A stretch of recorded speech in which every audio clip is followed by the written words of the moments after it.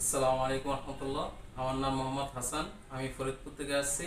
আমি দুইটা ডিপার্টমেন্টে ভর্তি হয়েছি, পাইপ ফিটিং অ্যান্ড প্লাম্বিংয়ের কাজে আর এসি ফ্রিজের কাজে। আমি এখন প্লাম্বিং পাইপ কীভাবে কাটতে হয় সেটা দেখাবো।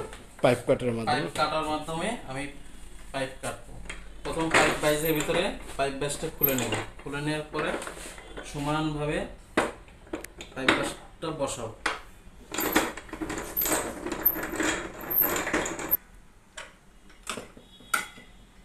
বলো, কথা বল। আমি এখন পাইপ কাটার দিয়ে পাইপ কাটবো। পাইপ কাটারটা আমি সমানভাবে ব্লেডের সাথে বসিয়ে নিলাম। এখন আমি পাইপটা কাটবো।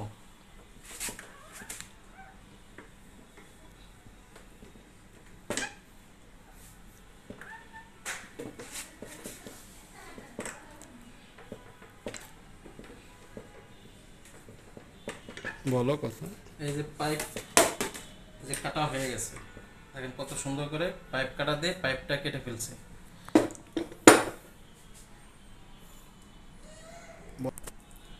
আপনারা যদি এখানে আসতে চান, এখানে থাকা খাওয়ার খুব সুন্দর ব্যবস্থা আছে।